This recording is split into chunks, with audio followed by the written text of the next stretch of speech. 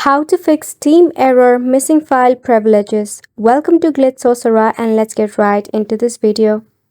If you are facing such issue, firstly, to open up your Steam, you need to run it as an administrator. For that, right-click on it and select on Run as Administrator. Select on Yes. Then once you are in here, make sure that you are logged in into your Steam. Tap on the Steam logo at the top. Select on Settings. From the list of options, tap on Cloud. Make sure that you have toggled on the Enable Steam Cloud option for it, which is the Steam Backup. Now once you have made sure of it, you need to check out for the storage. In here, tap on the three-dot icon at the top. Select on Repair Library. Tap on Yes on the displayed prompt.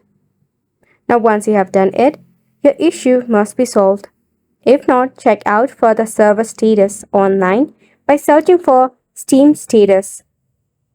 Then, if the file privileges is missing from a certain game, you need to right-click on the game, head to Properties, tap on Install Files, and select on Verify Integrity of Game Files.